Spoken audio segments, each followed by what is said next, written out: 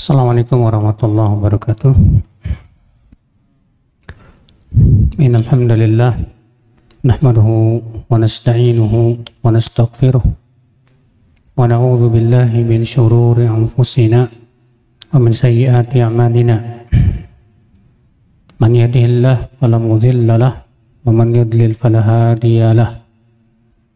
Wa asyhadu an la ilaha illallah wahdahu la syarika lahu wa asyhadu anna Muhammadan abduhu wa rasuluh.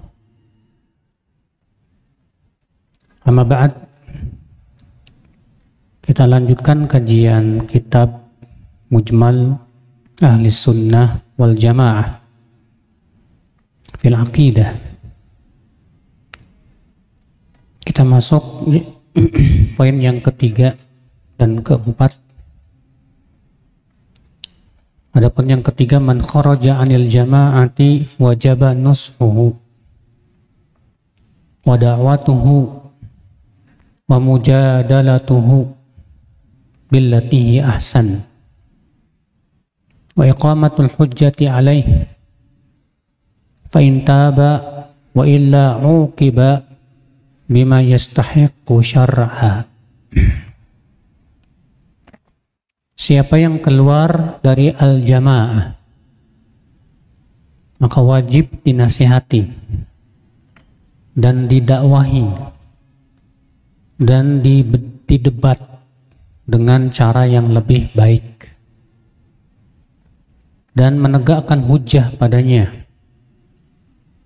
Jika ia bertaubat dan jika dia tidak mau bertaubat, diberikan sanksi sesuai dengan yang berhak untuknya secara syariat. Adapun poin yang keempat,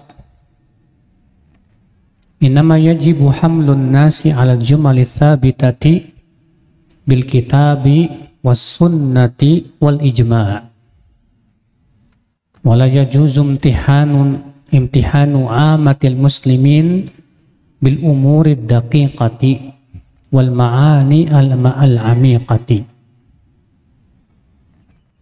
Sesungguhnya yang wajib adalah membawa manusia kepada kalimat-kalimat yang sahih dari Al-Quran, Sunnah, dan Ijma', dan tidak boleh menguji kaum muslimin dengan perkara-perkara yang daqiqah, di perkara-perkara yang mendalam dan makna-makna yang al-amiqah, yang makna-makna yang tidak jelas. Kita akan bahas poin nomor 3 dulu. Kata beliau, siapa yang keluar dari al-jamaah, dan yang dimaksud dengan al-jamaah telah kita jelaskan ya akhul Islam, ada beberapa makna. Makna yang pertama, al-jamaah adalah Rasulullah dan para sahabatnya. Ini merupakan makna al-jamaah yang merupakan tafsiran langsung dari Rasulullah Sallallahu Alaihi Wasallam. Alhamdulillah. Ya.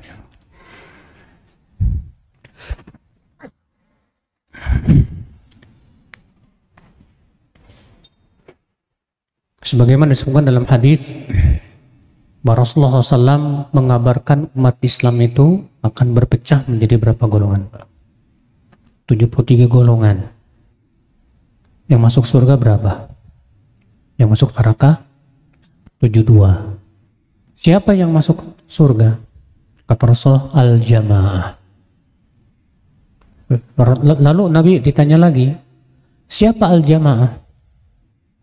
Kata Rasulullah, ma ana alaihi wa ashabi, itu yang aku dan para sahabatku di atasnya.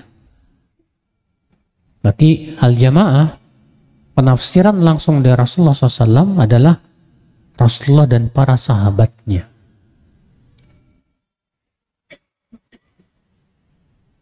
Kata beliau, siapa yang keluar dari al-jamaah, artinya tidak mau mengikuti Rasulullah dan para sahabatnya. Yang tentunya Pak, kalau orang tidak mau mengikuti Rasulullah dan para sahabatnya, pasti berbuat bid'ah. Pasti itu. Karena agama ini adalah yang dibawa oleh Rasulullah dan para sahabat. Sekarang kalau sebuah akidah, sebuah keyakinan, sebuah pemikiran ternyata tidak sesuai dengan yang dibawa oleh Rasulullah dan para sahabat, dipastikan itu sesat. Iya. Maka kalau ada orang yang keluar dari al-jamaah, bagaimana? Kata beliau, wajib dinasehati. Wajib apa? Dinasehati. Dan didakwahi. Dan kalau dia tetap ngeyel, didebat. Tapi debat seperti apa? Kata beliau, itu debat dengan cara yang lebih baik. Debat ilmiah. Iya. Ini berdasarkan firman Allah Subhanahu wa taala. Di mana Allah taala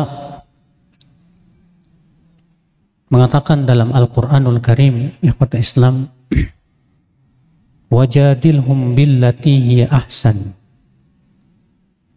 Dan debatlah mereka dengan cara yang lebih baik. Itu dalam surat An-Nahl ayat 125. Di mana Allah berfirman, ud'u ila sabili rabbika bil hikmati wal mau'izatil hasanah wajadilhum billati hiya ahsan. Dan dakwahilah, berdakwah ya kepada jalan Rabbmu dengan apa? Dengan hikmah. Dan apa? Dan mau'izah hasanah. Ya, itu peringatan yang baik. Kemudian yang terakhir apa? Debat. Ya. Dan ayat ini Pak menjelaskan tentang bagaimana tata cara kita menasihati. Yang pertama, Allah mengatakan bil hikmah. Syekh bin Baz menjelaskan dakwah dengan hikmah itu bagi mereka yang mudah menerima kebenaran.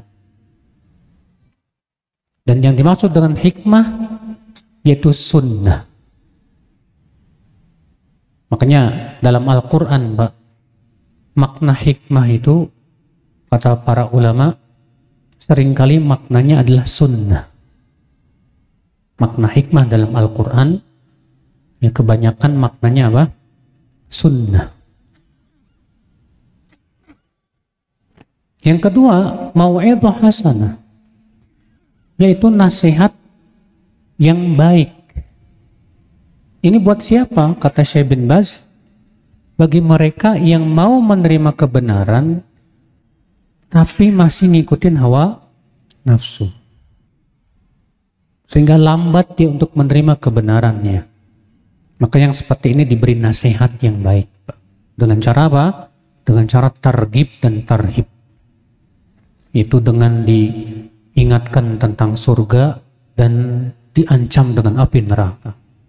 Ditakut-takuti dia. Yang ketiga, itu berdebat dengan cara yang baik. Buat siapa?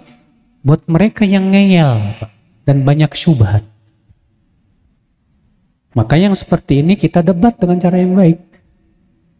Tapi ingat tentunya Pak ya, yang boleh berdebat hanyalah orang-orang yang punya keilmuan yang kuat. Adapun kalau kita ilmunya lemah atau punya ilmu tapi tidak mampu untuk menyampaikan, jangan debat. Ya. Kenapa demikian? Karena walaupun Anda di atas kebenaran, tapi ketika kita kurang ilmu untuk menegakkan kebenaran, bisa kalah Pak dalam perdebatan. Bukan bukan berarti yang kalah itu salah. Belum tentu. Bisa jadi yang kalah itu karena tidak punya ilmu yang cukup untuk menegakkan kebenaran. Dan bisa jadi yang menang itu dia punya kemampuan untuk bersilat lidah. Makanya perdebatan itu Pak sebetulnya sangat tidak bagus. Perdebatan itu bukan parameter seseorang itu salah atau benar, bukan. Makanya kalau antum menuntut ilmu dengan cara melihat perdebatan, antum bakal menjadi orang yang tidak punya akidah yang benar. Imam Malik pernah didatangi orang, Pak. Lalu orang ini berkata, aku ingin berdebat dengan kamu. Apa kata Imam Malik? Kalau aku kalah, gimana? Kamu harus ikut aku. Kalau kamu yang kalah, ya aku akan ikut kamu. Kalau ada yang ketiga datang, kemudian kita berdua kalah, ya kita ikut dia. Oh begitu jadinya agama. Berpindah-pindah terus, kata Imam Malik. Ya tidak seperti itu cara beragama. Ya. Jadi kita mengambil agama bukan dari perdebatan, Mas, bukan. Debat itu boleh kata para ulama kalau memang keadaannya harus dan dibutuhkan. Dan itu pun disyaratkan orang yang berdebat hanyalah orang-orang yang punya kekuatan ilmu, kokoh ilmunya. Ya. Kata beliau, wa iqamatul hujjah alaih. Orang yang keluar dari al-jamaah harus ditegakkan padanya hujjah. Artinya dijelaskan bahwa kamu telah keluar dari al-jamaah dengan dalil secara ilmiah. Makanya untuk menegakkan hujjah itu nggak sembarangan juga, butuh keilmuan yang kuat, ya akhul Islam.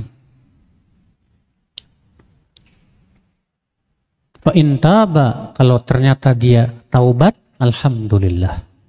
Tapi kalau ternyata dia tidak mau taubat, maka diberikan sanksi.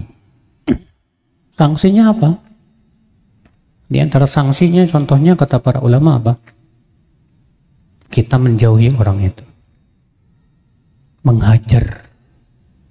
Tidak mengajak bicara dia. Iya. Namun tentunya Pak, kita melihat mana yang paling maslahat buat orang ini. Kalau ternyata dihajar menyebabkan dia malah semakin lari dari kebenaran, ya jangan dihajar. Hajar itu artinya nggak diajak bicara, kalau ketemu nggak mau salam gitu, itu hajar namanya. Ya. Nah ini saudaraku seiman. Kita masuk poin yang keempat. Innama yajibu hamlun nasi alal jumali tsabitati bil kitabi was sunnati wal ijma'i. Sesungguhnya yang wajib adalah membawa manusia kepada kalimat-kalimat yang telah ada dalam Quran, sunnah, dan ijma'. Ikhwatal Islam, kalimat-kalimat atau kata-kata dalam akidah ada dua macam. Ada yang berasal dari Al-Quran dan Sunnah, maka itulah yang harus dipegang. Yang kedua, ada yang bukan berasal dari Al-Quran dan Sunnah. Ya. Maka itu dilihat. Kalau yang tidak berasal dari Al-Quran dan Sunnah ini Pak, kita lihat maknanya apa. Kalau maknanya benar, maka kita tetapkan tapi kita gunakan kata-kata yang ada dalam Al-Quran dan Sunnah. Kalau maknanya salah, wajib ditolak. Sebuah contoh misalnya apa? Yang ada dalam Al-Quran dan sunnah kan Pak, contohnya apa? Lafaz sholat, zakat, puasa, haji, zuhud, ya, tawakal. Ini kan lafaz-lafaz yang sudah jelas ada dalam Al-Quran dan apa? Dan sunnah. Kemudian di zaman belakangan misalnya ada orang yang membuat kalimat-kalimat atau kata-kata yang tidak ada di dalam Al-Quran dan sunnah Rasulullah Sallallahu Alaihi Wasallam. Sekarang boleh nggak Pak mengganti kata sholat dengan sembahyang? Sementara makna sembahyang itu Pak mempunyai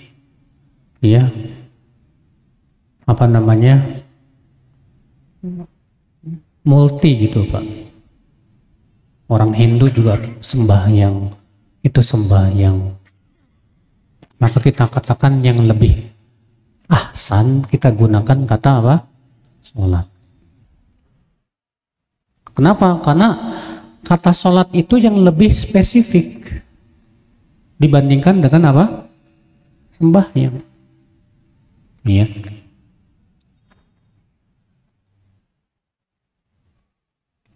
Adapun kalimat-kalimat yang baru muncul, ini biasanya Pak, kebanyakan yang melakukannya adalah ahli kalam. Contoh misalnya Pak,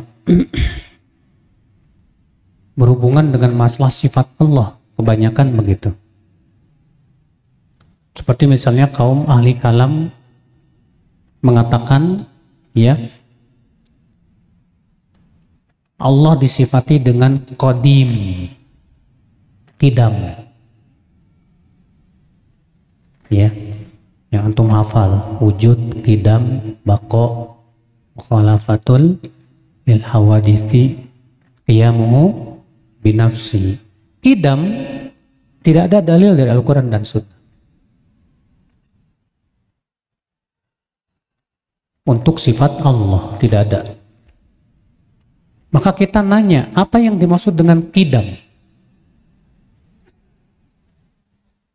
Iya, harus kita tanya dulu. Karena qidam itu mempunyai banyak multi makna. Dalam Al-Quran Allah menyebut qadim atau qidam itu adalah untuk urjun, tandan kurma. Kal urjunil qadim, seperti tandan kurma yang sudah usang. Secara bahasa qadim artinya usang, Pak. Udah lama. Iya. Maka kalau maknanya benar, kita tetapkan dengan makna yang benar, tapi ganti dengan yang ditunjukkan oleh Al-Quran dan Sunnah. Kebanyakan mereka yang menggunakan kata qidam artinya al-azali, yang azali. Padahal dalam Al-Quran dan Sunnah, ya, lafaz seperti ini sudah Allah sebutkan dalam surat Al-Hadid. Itu huwal awwalu wal akhiru wal zahiru wal batin. Maka lafaz yang ada dalam Al-Quran adalah al-awwal. Ya. Apa makna al-awwal? Kata Rasulullah, wal antal awwal falaysa qablaka syai'.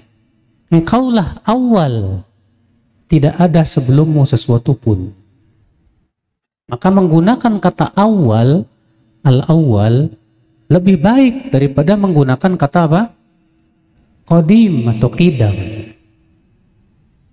Ya, karena qidam atau qadim mempunyai makna yang tidak baik juga, seperti usang, sudah lama, seperti firman Allah tadi, kal urjunil qadim, seperti tandan kurma yang sudah tua, yang sudah lama. yang sudah usang. Ya kota Islam, saudaraku seiman.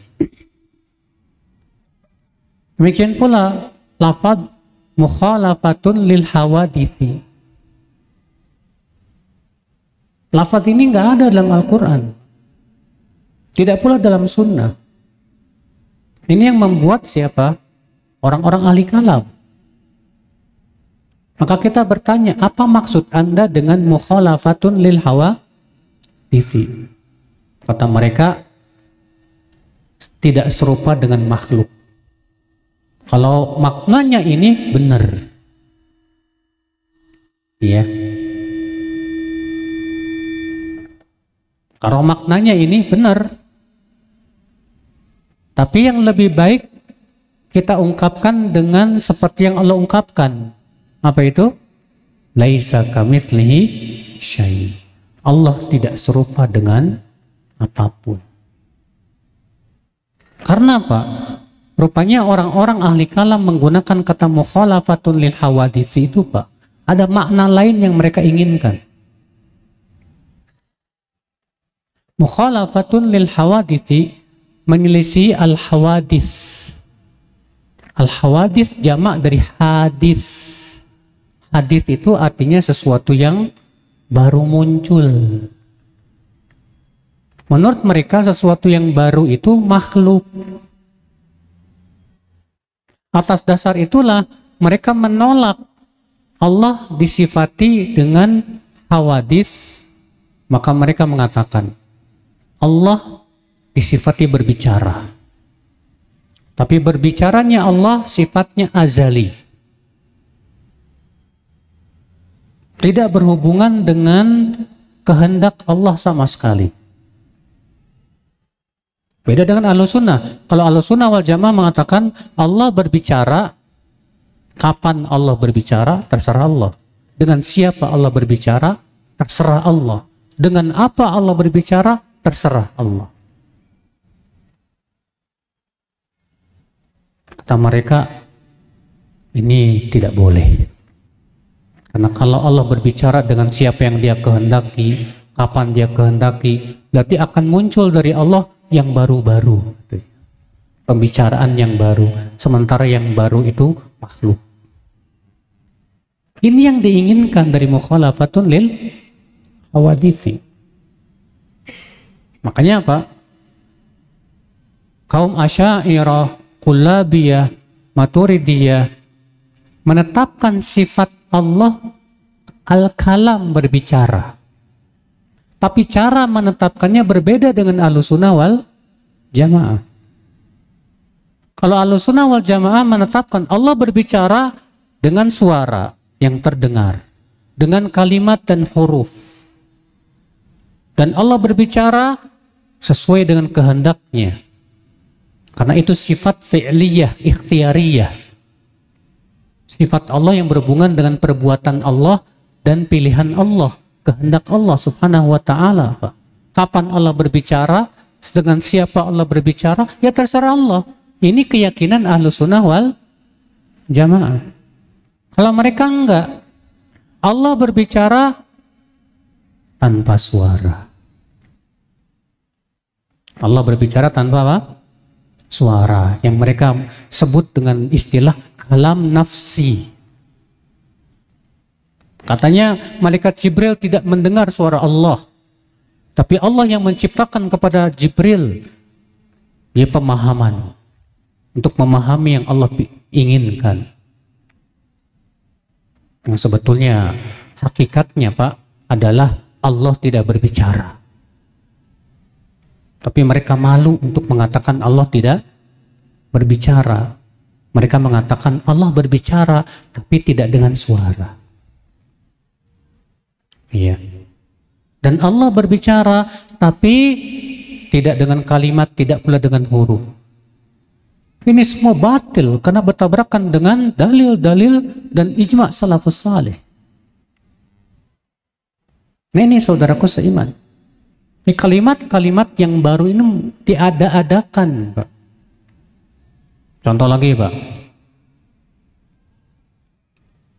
Mereka mengatakan kalau Allah berada di atas arash, Berarti Allah butuh tempat.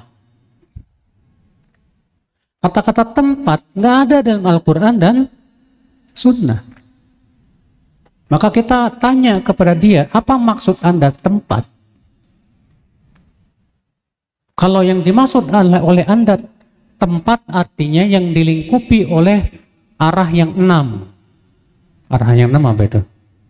Atas, bawah, kanan, kiri, depan, belakang. Maka kita katakan, kita pun tidak setuju Allah berada di tempat seperti itu. Tapi kalau yang dimaksud oleh Anda, ya, Allah tidak berada di tempat, artinya Allah tidak beristiwa di atas arsy, kita tidak setuju. Karena Allah tegas mengatakan Allah beristiwa di atas arsy. Kalau makna yang dimaksud oleh Anda tadi tempat itu adalah yang seperti itu, kita katakan Allah berada di atas arsy tidak mengharuskan Allah berada di tempat yang dilingkupi oleh makhluk, tidak. Karena Allah pencipta makhluk, saudaraku seiman. Allahu ala kulli syai'in qadir. Cuman masalahnya yaitu Pak, mereka pakai akal. Tak mungkin secara akal, kata dia. Sesuatu berada di atas sesuatu kecuali berada di tempat, kata. Jadi mereka membayangkan Allah itu kayak manusia. Kalau manusia di atas atap, berarti berada di mana? Di tempat. Kita katakan itulah masalahnya. Kalian mengkiaskan Allah dengan manusia. Kalian menyamakan Allah dengan apa? Makhluk. Nah ini saudaraku seiman, ini kalimat-kalimat yang diada-adakan. Iya. Seperti zaman sekarang ada lagi Pak, kalimat yang baru namanya manajemen kolbu. Manajemen apa? Kalbu. Kita katakan, akhi, kalimat yang paling bagus itu yang ada dalam Al-Quran dan Sunnah. Yang ada dalam Al-Quran itu apa? Tazkiyatun nufus. Pensucian jiwa. Maka gunakan kalimat-kalimat yang ada dalam Al-Quran dan Sunnah sebagai kalimat yang kita gunakan, Pak. Gak usah kita ganti dengan kalimat yang lain deh. Ya manajemen kolbu maksudnya apa? Ya menata hati, mengatur hati. Ya, oke. Mengatur hati supaya apa? Supaya baik. Caranya gimana? Mensucikan hati, ya udah gunakan pensucian hati, karena itu lafaz Al-Quran. Allah berfirman, qad aflaha man zakkaha. Sungguh telah beruntung orang yang mensucikan apa? Hatinya, jiwanya. Makanya kita terkadang pengennya pakai bahasa keren, padahal kita harus yakini Pak, bahwa bahasa Al-Quran itu lebih keren. Bahasa Sunnah itu lebih mantep. Gak usahlah kita pakai gunakan apa namanya kalimat-kalimat yang seakan mentereng-mentereng. Nah ya, itu kalimat-kalimat buatan manusia. Kalau ini kalimat-kalimat yang langsung berasal dari pencipta manusia. Mana yang lebih baik? Mana yang lebih fasih? Ikhwata Islam, saudaraku seiman, rahimani wa rahimakumullahu jami'an. Nah ini saudaraku sekian. Zaman sekarang Mbak, orang memahami tasawuf itu adalah kezuhudan. Dan orang kalau belajar tentang ilmu zuhud, katanya sedang belajar ilmu tasawuf. Kita katakan, kata tasawuf itu nggak ada dalam Al-Quran dan Sunnah. Justru kata tasawuf itu lebih mempunyai makna konotasi yang tidak baik. Tasawuf itu adalah sebuah firqah yang mereka mengasingkan diri, meninggalkan kesenangan dunia, pergi ke hutan untuk apa? ya, meninggalkan dunia sama sekali. Padahal bukan seperti itu cara yang diajarkan oleh Rasulullah SAW. Zuhud dengan tasawuf beda jauh. Maka gak usah kita menggunakan kata tasawuf, gak usah. Gunakan kata yang ada dalam Al-Quran dan Sunnah. Apa itu? Zuhud. Iya. Nah, saudaraku seiman, maka sekali lagi Pak, kata beliau, wajib membawa manusia ya kepada apa? Kalimat-kalimat yang ada dalam Al-Quran dan Sunnah. Ya. Dan ijma. Wala yajuzu, kata beliau. Kemudian beliau berkata, dan tidak boleh menguji kaum muslimin dengan perkara-perkara yang daqiqah, yang sangat permasalahan-permasalahan yang sangat tersembunyi gitu Pak, dan makna-makna yang sangat dalam. Maksudnya bagaimana sih Pak menguji seseorang? Ikhwata Islam, saudaraku seiman, inilah yang akan kita bahas tentang masalah hukum menguji seseorang. Ya. Karena masalahnya Pak, dahulu, di zaman dahulu Pak, orang-orang ahli bid'ah itu menguji manusia dengan kalimat-kalimat yang mereka bikin-bikin Pak. Contoh misalnya, bagaimana pendapatmu? Boleh tidak mengatakan aku mukmin insya Allah? Aku mukmin insya Allah. Contoh lagi, Imam Bukhari pernah ditanya, diuji sama orang, bagaimana pendapatmu tentang lafzi bil Quran makhluk? Pelafazanku dengan Al-Quran adalah makhluk. Ini kan kata-kata yang baru muncul di zaman itu, yang memang sengaja dibuat orang ahli bid'ah, tujuannya untuk menyamarkan. Tujuannya untuk apa? Menyamarkan. Pelafazanku dengan Al-Quran adalah makhluk. Hukumnya apa? Yang dimana gara-gara inilah Imam Bukhari kemudian ditahdir habis-habisan Pak sama Muhammad bin Yahya Az-Zuhli. Iya.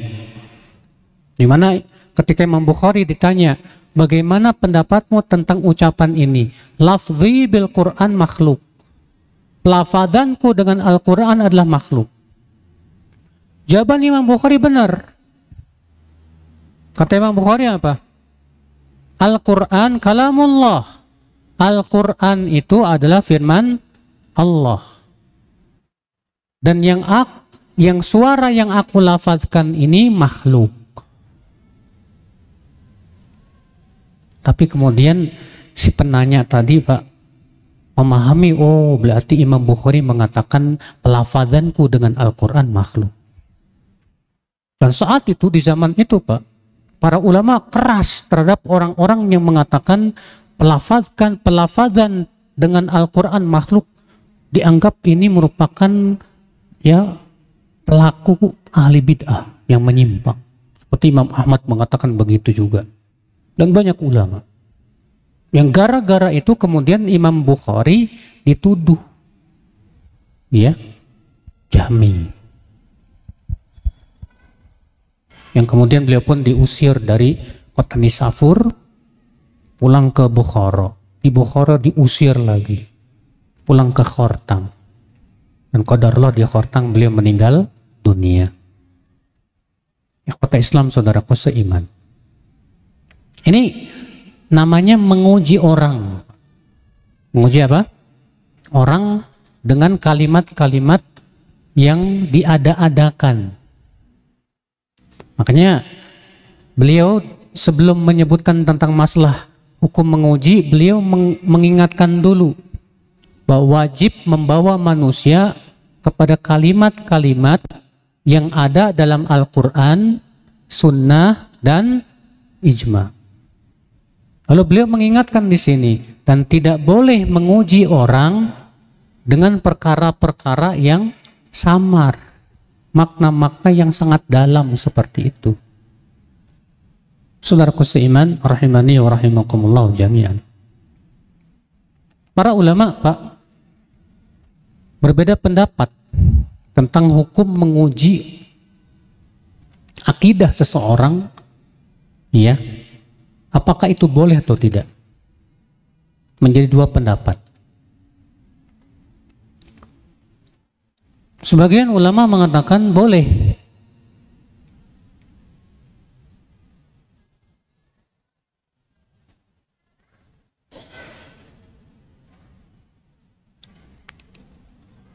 Iya, sebagian ulama mengatakan boleh. Seperti Muhammad bin Sirin berkata, "Lam yakunu yas'aluna 'anil isnad, falamma waqa'atil fitnah, qalu sammu lana rijalakum, fayunzar ila ahli sunnah, fayu'khadh hadithuhum, wa yunzar ila ahli bidah, fala yu'khadh hadithuhum."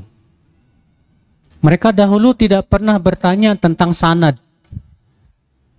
Tapi ketika muncul fitnah, mereka mulai bertanya, sebutkan nama-nama perawi kalian. Maka dilihat, kalau ternyata dia ahlu sunnah, diambil hadisnya. Kalau tidak, dia tidak diambil hadisnya. Iya.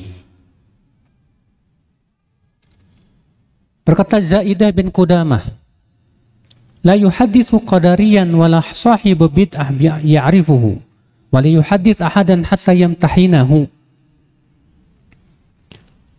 Dan Zaidah bin Qudamah tidak pernah mau mengajak bicara orang yang terkena pemikiran qadariyah. Qadariyah itu kelompok yang menolak adanya takdir. Dan beliau tidak mau berbicara dengan siapapun sampai dia uji dulu akidahnya. Ya.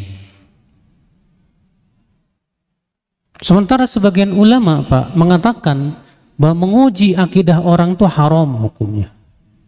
Hukumnya apa? Haram, bahkan bid'ah. Seperti ya, Muhammad bin Sirin berkata, su'alu rajul akhahu amu'minun anta mihnatu bid'ah. Pertanyaan seseorang kepada orang lain, kamu mukmin bukan? Ini ujian yang bid'ah, kata beliau.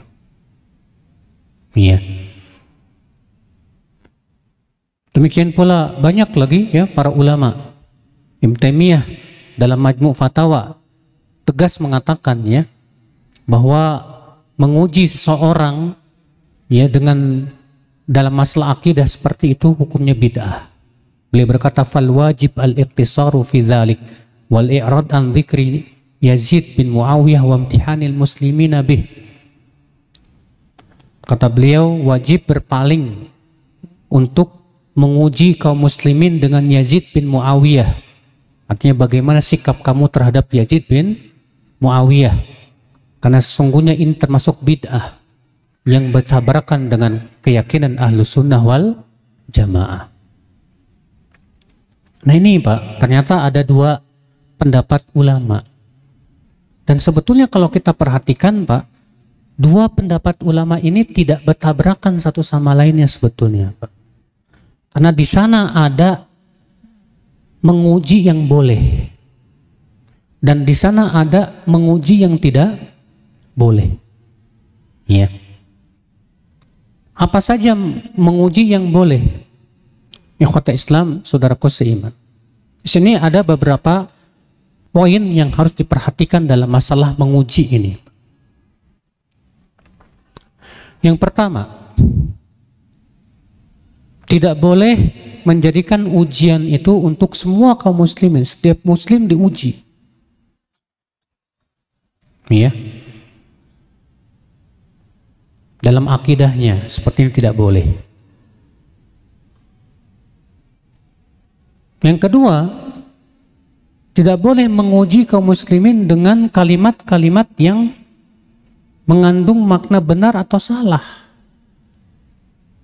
Yang berakibat bisa jadi orang yang diuji tidak paham. Akhirnya kemudian dia malah disesatkan. Padahal dia orang yang tidak paham. Iya.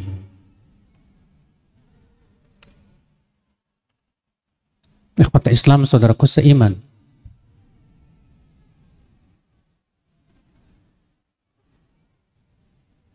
Kemudian yang ketiga, akhal Islam,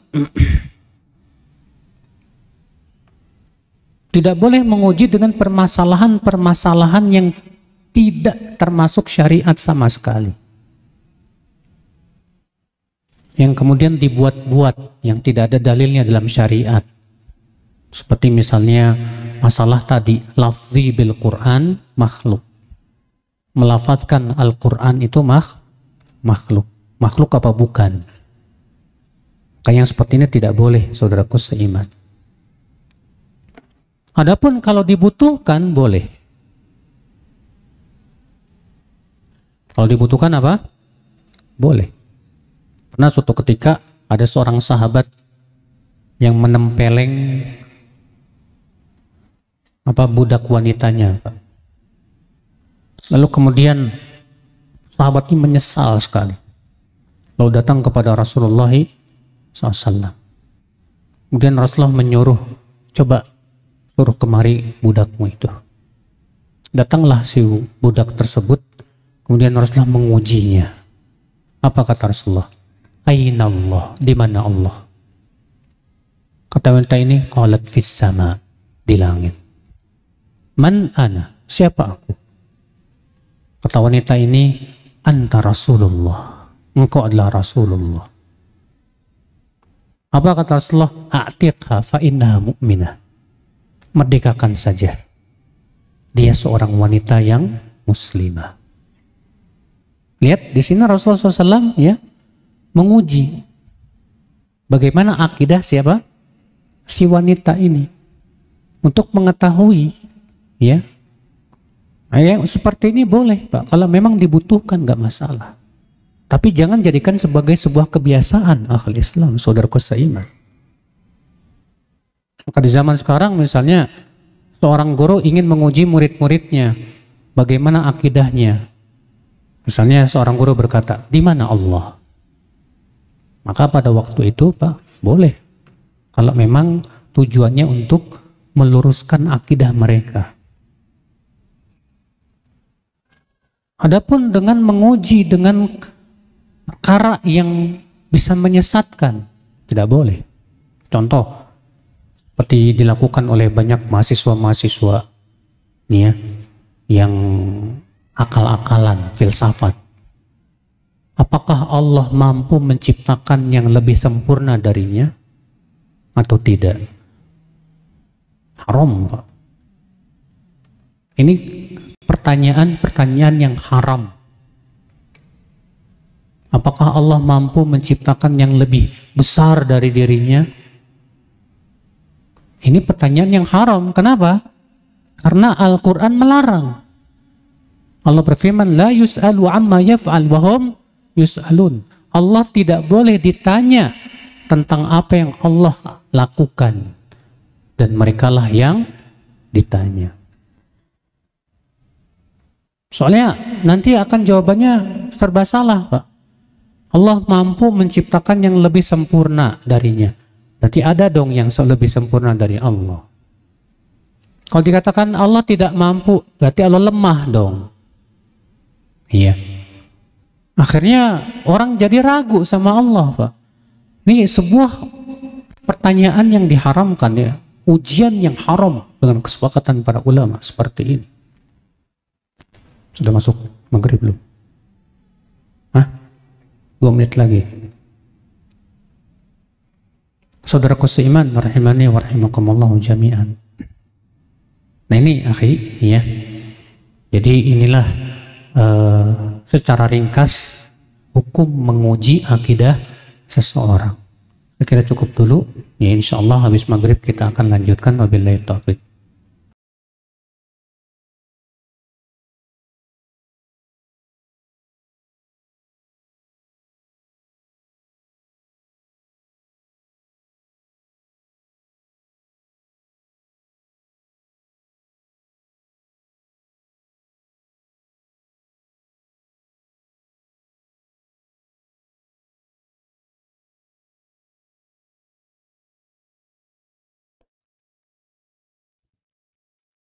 Alhamdulillah wassalatu wassalamu ala Rasulillah nabiyina Muhammadin wa ala alihi wa sahbihi wa man walah. Wa asyhadu an la ilaha illallah wahdahu la syarikalah wa asyhadu anna Muhammadan abduhu wa rasuluh. Ikhwata Islam, saudaraku seiman. Kemudian masih berhubungan dengan masalah menguji, ya. Bolehkah menguji seseorang dengan seseorang?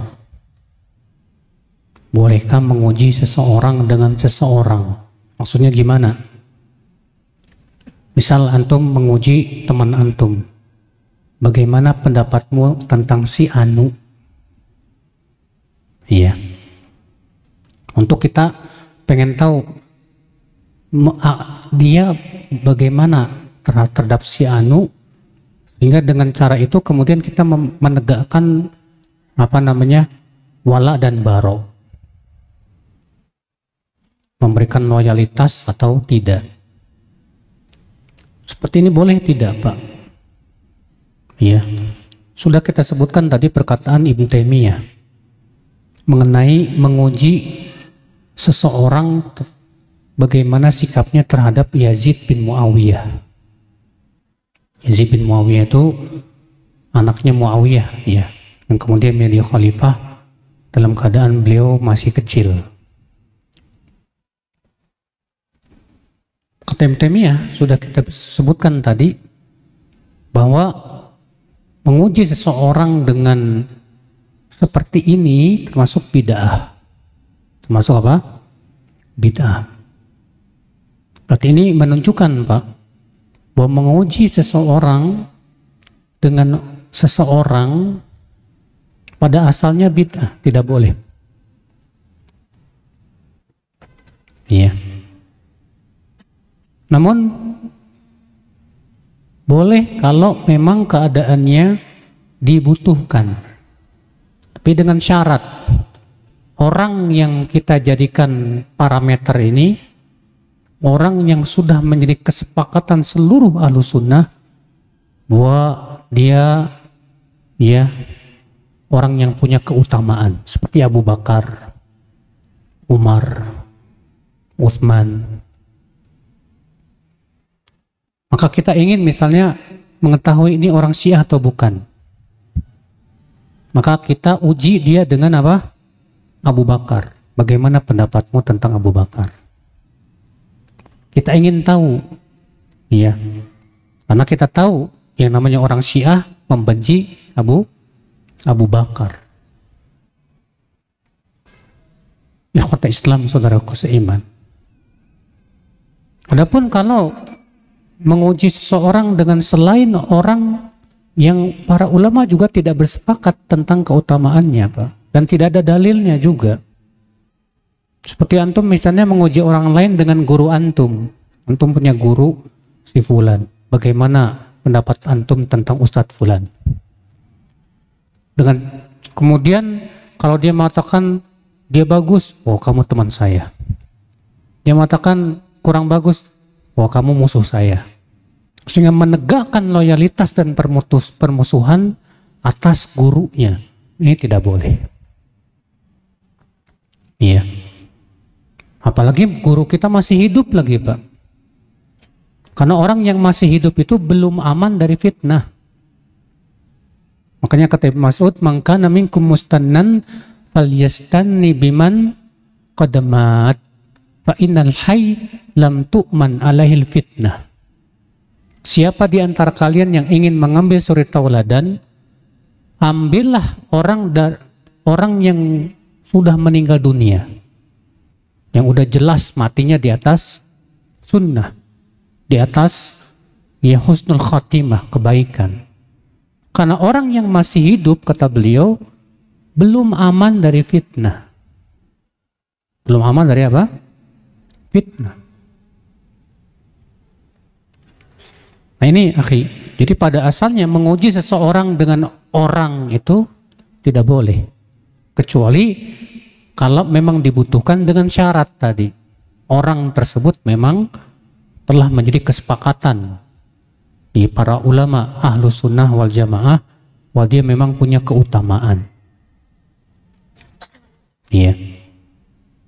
La syak, kalau ada seseorang alim sunnah dan beliau sudah meninggal di dunia di atas sunnah, dan kita tahu beliau Masya Allah sangat kuat berpegang kepada sunnah dan membantah bid'ah. Kemudian ada orang yang benci kepada dia. Orang yang benci ini aneh. Bisa jadi kita merasa ragu dengan akidahnya, Pak. Kok bisa dia benci? Maka kita tanya, kenapa kamu benci sama si fulan? Kalau ternyata dia benci kepada si fulan, padahal si fulan sudah meninggal dunia dan tidak ada hubungannya dengan orang ini, biasanya sih membencinya akibat akidah dia. Dia tidak suka kepada akidahnya. Atau bisa jadi membencinya karena terkena apa? Fitnah. Karena kan banyak, apalagi di zaman sekarang, Mbak, memfitnah orang tuh gampang zaman sekarang. Menuduh orang tuh gampang zaman sekarang itu, Pak. Sehingga akhirnya orang yang terkena opini tersebut bisa saja dia jadi benci, Pak. Kenapa? Karena termakan fitnah tadi, termakan tuduhan tadi. Ikhwata Islam, saudaraku seiman. Demikian pula, Pak, tidak boleh ya menguji seseorang dengan permasalahan-permasalahan yang masih bersifat ijtihadiyah dan para ulama berselisih padanya. Untuk kemudian kita jadikan parameter bahwa si fulan ini ahlu sunnah atau bukan. Karena masalah-masalah khilafiyah tidak bisa untuk dijadikan parameter menuduh atau mengeluarkan seseorang dari sunnah. Tidak bisa. Contoh misalnya, bagaimana pendapatmu tentang kunut subuh? Kunut subuh ikhtilaf para ulama. Imam Syafi'i mengatakan sunnah. Imam Ahmad mengatakan tidak sunnah, tapi juga tidak sampai bid'ah. Abu Hanifah mengatakan bid'ah. Lalu kemudian kita tanya, kita uji seseorang, menurut kamu kunut subuh gimana? Kalau dia mengatakan bukan bid'ah, oh ini bukan teman saya. Bahaya Pak ini, Pak. Karena masalah-masalah ijtihadiyah khilafiyah seperti ini tidak bisa kita saling memaksakan apa? Pendapat kita, tidak bisa. Kewajiban kita hanya memilih mana yang paling kuat, itu kita ambil. Cuma terkadang Pak, fanatikus madhab suka menguji orang dengan hal-hal seperti ini. Iya, saya pengen tahu nih Syafi'i apa Maliki apa Hambali ini. Bagaimana pendapatmu tentang baca Al-Quran di belakang imam? Kalau dia mengatakan wajib, wah ini madhab saya, teman saya ini. Seakan-akan orang itu, siapa yang madhab Syafi'i dia jadi teman. Sehingga madhab dijadikan parameter untuk wala dan bara. Ini jelas haram dalam Islam. Inilah hizbiyah. Tidak boleh sama sekali ikhwat Islam, saudaraku seiman. Maka dari itu ya akhi, ya, menguji akidah seseorang, sekali lagi kesimpulannya adalah ya, bahwa menguji akidah seseorang pada asalnya tidak boleh, kecuali kalau dibutuhkan. Itu pun dengan syarat-syarat yang telah kita sebutkan tadi. Syarat yang pertama, tidak boleh jadikan kebiasaan terus menerus. Setiap orang diuji. Syarat yang kedua, ya tidak boleh menguji ya dengan permasalahan-permasalahan yang tidak sesuai syariat. Syarat yang ketiga, tidak boleh menguji dengan lafaz-lafaz yang tidak ada dalam Al-Quran dan Sunnah, tidak pula dalam yang ditunjukkan oleh ijma. Yang keempat, tidak boleh menguji dengan individu yang tidak ada dalilnya bahwa dia seorang yang pasti masuk surga. Ikhwata Islam, saudaraku seiman. Ini ya, yang berhubungan dengan menguji orang. Kemudian kita lanjutkan ikhwatul Islam.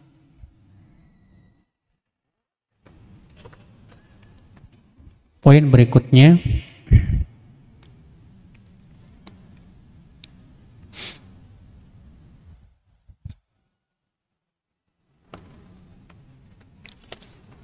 kata beliau, al-aslu fi jami'il muslimina salamatul qasdi wal mu'taqadi hatta yadhara khilafu dhalik. Pada asalnya kaum muslimin itu selamat niatnya dan akidahnya. Pada asalnya kaum muslimin itu selamat niat dan akidahnya. Sampai jelas kepada kepada kita, sampai jelas kepada kita bahwa si fulan niatnya tidak baik atau akidahnya menyimpang.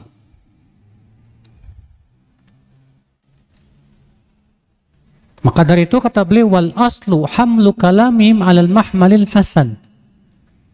Maka pada asalnya kita wajib memahami ucapan kaum muslimin dengan makna yang baik. Ya, maksudnya gini Pak, kalau ada orang mengucapkan kata-kata di mana kata-kata ini ada makna baik, ada makna buruk, maka pada asalnya kita bawa dulu kepada makna yang baik, jangan dibawa dulu ke makna yang apa? Buruk. Kecuali kalau si fulan yang mengucapkannya jelas-jelas mengatakan maksud saya yang itu yang buruk, baru kita tidak bisa membawa itu kepada apa? Makna yang baik. Iya. Wa man dhahara inadu wa su'u qasdi.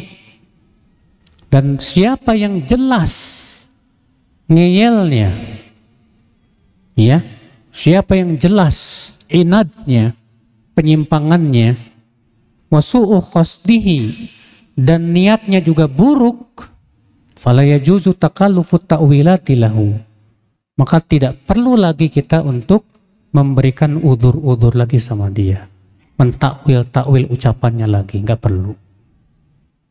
Iya. Akhi, ini berhubungan dengan masalah sikap kita kepada seorang muslim. Iya. Beliau memberikan kepada kita kaidah bahwa setiap muslim itu pada asalnya niatnya benar, niatnya bagus. Pada asalnya, ya, setiap disebut muslim itu kapan, Pak? Dia mengucapkan 2 kalimat syahadat, sholat 5 waktu. Kalau dia nggak pernah sholat, kebanyakan ulama mengatakan dia bukan muslim. Bahkan para sahabat menganggap, ya, orang yang meninggal tidak sholat itu kafir, bukan orang Islam. Selama dia muslim, dia sholat, dia mengucapkan 2 kalimat syahadat, kita hukumi bahwa niat dia baik. Sampai tampak kepada kita secara jelas bahwa niat dia apa? Tidak baik. Iya. Makanya tidak boleh suudzon dulu. Yang harus kita dahulukan adalah husnudzon dulu pada seorang muslim. Suudzon boleh kalau memang ada indikasi yang menunjukkan, ya, indikasi itu kuat, jelas dan tegas. Ikhwata Islam, saudaraku seiman. Makanya dari itulah ya akal Islam, saudaraku seiman, rahimani wa rahimakumullah jami'an, ya, kita tidak boleh, ya, mereka-reka niat seseorang, nggak boleh. Sebutkan dalam hadis bahwa ada seseorang, Pak, yang mengatakan kepada Rasulullah SAW kata-kata yang kurang ajar. Kemudian Khalid bin Walid marah dan berkata, ya Rasulullah, biarkan aku membunuh orang itu. Kata Rasulullah apa? Jangan. Barangkali dia masih sholat. Barangkali dia masih apa? Sholat. Apa kata Khalid bin Walid? Kam min musallin. Berapa banyak orang yang sholat, tapi hatinya tidak seperti itu. Apa kata Rasulullah SAW? Inni lam u'mar bitanqibi qulubin nas. Aku tidak diperintahkan oleh Allah untuk membedah hati manusia. Lihat. Ya, aku tidak diperintahkan oleh Allah untuk membedah hati apa? Manusia. Khalid bin Walid mengatakan berapa banyak orang yang sholat yang mungkin hatinya beda lagi. Sementara Rasulullah mengatakan, aku tidak diperintahkan oleh Allah untuk membedah hati manusia. Ya udah, kita hanya sebatas menghukumi dia sesuai dengan lahiriahnya. Kalau kita lihat dia sholat, dia beriman, ya udah kita sikapi dia sebagai seorang muslim. Dan muslim pada asalnya apa? Niatnya bagus. Ya. Nah ini saudaraku. Kecuali kalau jelas kepada kita bahwa dia memang munafik. Jelas kepada kita bahwa tujuan dia, niat dia jelek. Baru pada waktu itu kita bisa hukumi.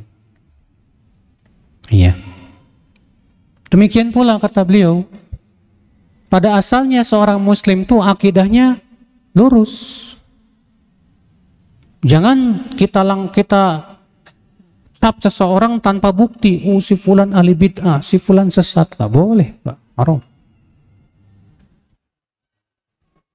Muslim itu di sisi Allah punya kedudukan tinggi, Pak. Hancurnya dunia lebih ringan di sisi Allah daripada hilangnya nyawa seorang muslim. Kehormatan seorang muslim lebih haram daripada keharaman Mekah dan Madinah.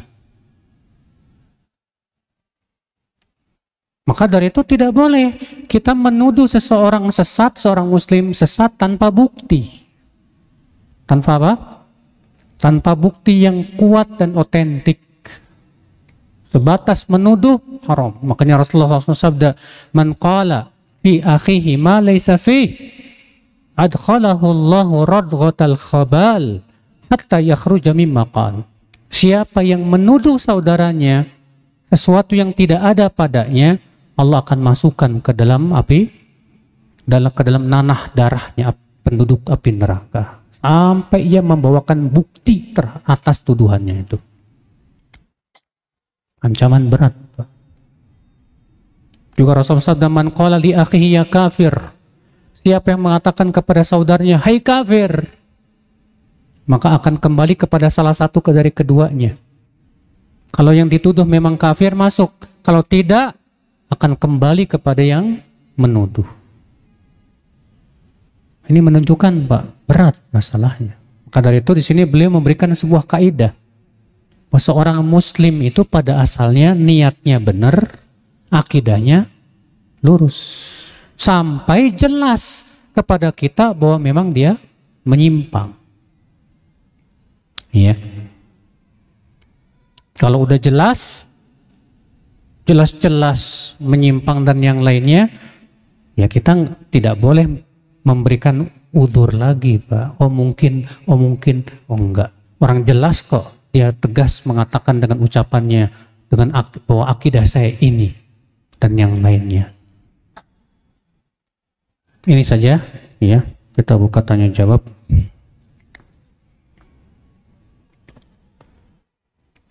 Isya jam berapa?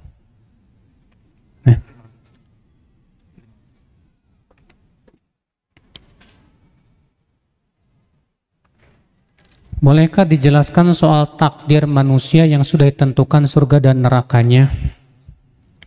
Suami anak masih saja belum paham dan menerima, jangan sampai jadi meragukan dan tidak percaya. Betul, hadisnya sahih. Dan ini ijma' seluruh ulama Ahlussunnah. bahwa setiap manusia sudah ditakdirkan apakah ia surga atau neraka. Kalau antum tidak percaya, antum berarti tidak percaya dengan yang pertama, antum tidak percaya kepada sabda Rasulullah dan mendustakan sabda Rasul termasuk kufur besar. Taib. Kalau begitu, buat apa kita beramal? Ini pun pernah ditanyakan kepada Rasulullah. Hei Rasulullah, kalau begitu buat apa kita beramal kalau kita sudah takdirkan? Kata Rasulullah apa? I'malu, tugas kalian beramal. Fakullun muyassarun lima khuliqalah. Setiap orang akan dimudahkan untuk apa dia diciptakan. Sekarang pertanyaannya, Pak. Antum tahu dari mana antum sudah ditakdirkan masuk neraka? Dapat wahyu. Malaikat Jibril ngomong ke antum gitu. Ente neraka. Ada. Karena kita belum nggak dikasih tahu. Kita pun tidak boleh memastikan bahwa kita neraka atau kita surga. Kewajiban kita usaha. Kewajiban kita berusaha. Tapi setan akan datang, percuma kamu berusaha kalau kamu ditakdirkan neraka. Setan suka datang gitu, Pak, supaya menggembosi kita dari beramal saleh. Maka segera antum ta'awudz, a'udzubillahi minasyaitonirrajim. Ingat, Allah tidak akan pernah menyia-nyiakan orang yang berusaha dengan sungguh-sungguh.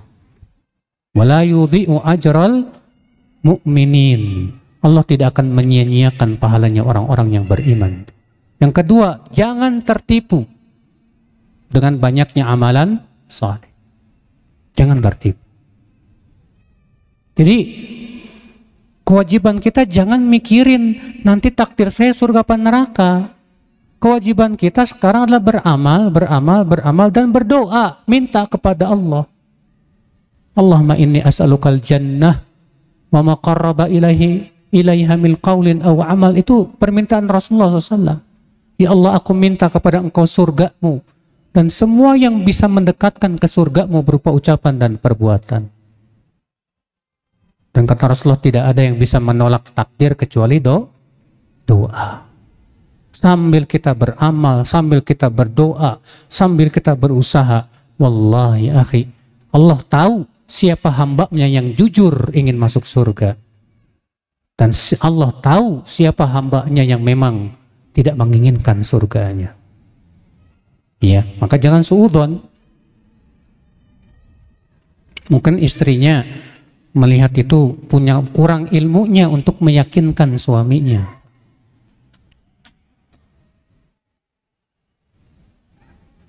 Saya sering mendaki gunung. Ketika masuk sholat zuhur, apakah yang lebih baik qashar 2 rakaat atau 4 rakaat? Masalahnya adalah itu sudah masuk safar belum? Kalau antum gunungnya Gunung Semeru, sementara tinggalnya di Bandung. Semeru di mana? Di Jawa Tengah atau Jawa Timur, Pak? Ya jelas safar tidak? Safar. Antum di sini ke Cimahi safar nggak, Pak? Hah? Dari sini ke Cimahi safar nggak? Di Cimahi ada Gunung Burangrang. Safar bukan? Bukan. Secara uruf orang Bandung ke Cimahi bukan safar. Hanya karena antum naik gunung di Qashar enak aja. Jadi gimana dong? 4 rakaat aja. Ya cukup 4 rakaat, tetap sempurna 4 rakaat. Iya.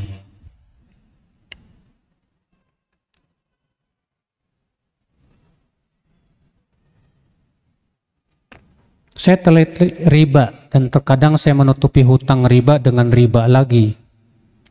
Bagaimana yang harus saya lakukan untuk keluar dari riba, Ustadz? Antum masih punya barang yang bisa dijual nggak? Kalau antum punya mobil atau punya sesuatu yang bisa dijual, jual aja, Pak. Kalau punya hutang riba atau punya hutang, jangan dulu muluk-muluk pengen ini pengen itu. Iya. Kalau udah punya hutang kayak gini, antum harus bersikap sederhana dulu deh, makan seadanya. Yang penting sudah terbayar dulu. Sabar sambil terus minta kepada Allah Subhanahu wa taala. Baik. Baik, saya kira cukup sampai di sini. Subhanakallah bihamdik, asyhadu an la ilaha illa anta, astaghfiruka wa atubu ilaik. Assalamualaikum warahmatullahi wabarakatuh. Waalaikumsalam. Subscribe channel Marhaban TV. Ikuti akun sosial media Marhaban TV, siaran Telegram, grup WhatsApp. Yuk berdakwah bersama kami. Dukung operasional dakwah dan sosial kami. Raih pahala jariah yang terus mengalir sampai hari kiamat. Jazakumullahu khairan.